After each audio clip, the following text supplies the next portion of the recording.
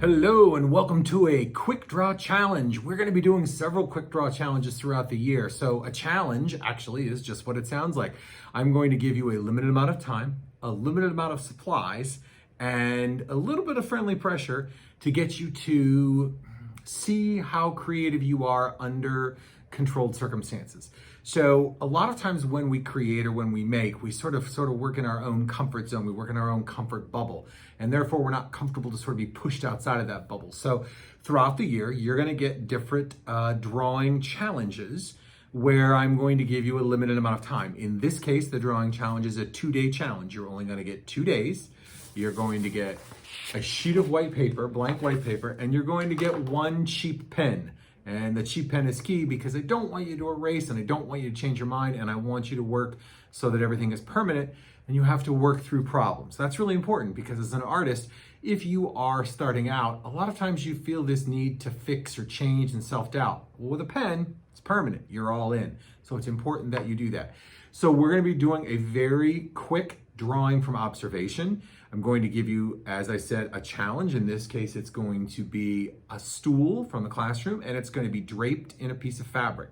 Now, yours will be under lighting conditions, which means there'll probably be a spotlight on there so you can see the shadows on the ground a little clearly. You can barely make out mine in this well-lit room, but you can see there's all kinds of draped shadows going on inside of there. So the key is to work quickly, to work efficiently, and to begin by drawing as lightly as possible. We're going to start by drawing and really kind of setting out the sighting. We call it sighting, where you're just mapping out the locations of things.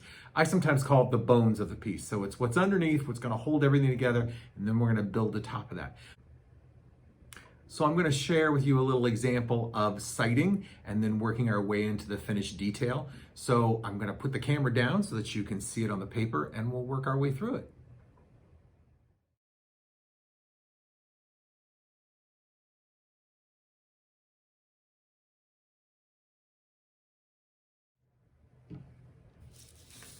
So now that you've had a good look at the stool with the fabric draped on it, I'm going to give you a look at my paper. I'm going to give you some suggestions on sighting, and then I'm going to expect you to be able to do the same thing. You need to work rapidly, and you need to remember it's all about the mark making. So you've seen the still life, so let's talk a little bit about the actual setting up of sighting. You only have 2 days to do the entire drawing, so you want to move rather quickly.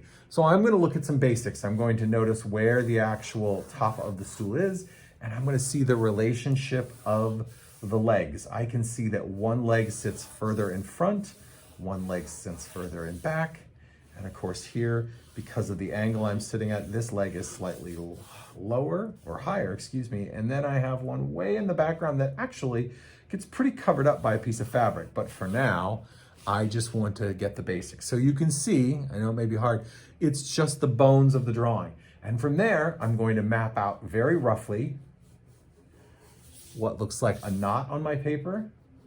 Where the knot is, I'm going to draw very quickly some angles that represent some of the draping of the fabric and the twisting of the fabric as it kind of goes around the rung of the stool. None of this may be right. I may need to correct it later, and you know what? I'm okay with that. And I'm going to work my way up back into the knot that's at the top of the paper.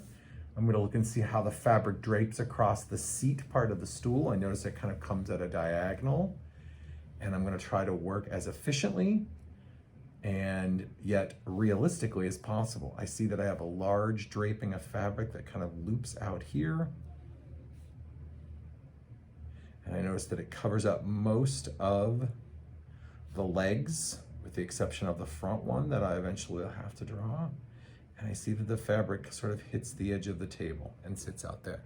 So again, right now, I'm not seeing anything fancy. I am just seeing notes. I'm making notations. I notice that I, from my point of view where I'm sitting, can see the bottom of the stool. So I'm going to draw the ellipse or the seat a little bit differently than if I were looking at it, obviously, from up above. I'm going to notice that there's a strange little loop in the drape. And then I'm going to go in and I'm going to start mapping out quickly where the legs are with a little more detail. So I've already taken my notes. Now I'm going to go back in and I'm going to add some thickness to those legs. Hopefully you can see that. There's some rubber sort of stoppers on the bottom of the legs. But I am working rather rapidly and I'm being gestural. Now, you might call it, in the art world, sometimes you'll hear it called being sketchy. But what we're saying is we're being gestural. We're working quickly and rapidly. We're more interested in the marks that are being made than we are right now about accuracy, the marks, the way that the pen comes in contact with the paper, so that it's a little, your word sketchy, my word gestural, so that it creates the gesture or the suggestion of the thing, not the official detailed portion of the drawing. So I'm going back in, I'm going to make a few more notes, and you'll notice that when I make notes or I do my gestural drawing, I actually work rather lightly, because eventually when I feel confident and comfortable with detail, then I will go back in and I will add an immense amount of detail and value and lighting so that it feels three-dimensional. But for now, I'm going to just worry about mapping in the important parts and the shapes.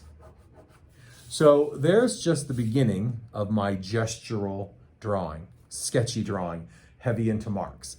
Now I'm going to go in quickly. I'm going to speed the video ahead in just a second, and I'm going to push ahead and show you just one little segment that's done with a little more detail. So I'll be right back.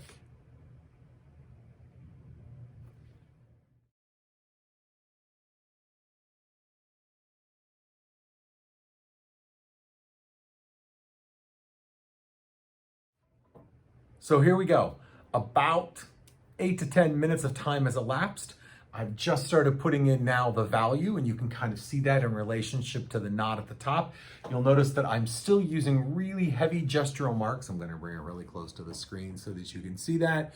And you can see that the way that I make the marks and how intense I am with the pressure on the pen makes a huge difference to the ability to create a three-dimensional form so that it feels three-dimensional. So I started out by doing my sighting or my bones, and you can still see just some basic sighting still here. I'll eventually have that evolve.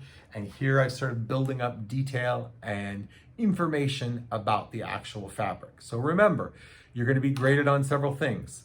One, how accurate is the drawing in its observation? Number two, what kind of marks did you make that were successful to create it to make it look three-dimensional? And three, how well did you compose the overall picture to create a focal point? Is there one area of emphasis that everyone should be looking at? Speed and accuracy are important. And remember that you will be graded on not only your drawing, but you'll also be graded by your peers. Little plot twist. You will find that your peers are going to offer about 50% of their evaluation, and that's going to be reflected in your grade. So you want to make sure that you're ready for our critique after 2 days of Quick Draw. Hope you like the Quick Draw Challenge. I think it's going to be a lot of fun. I can't wait to see your results.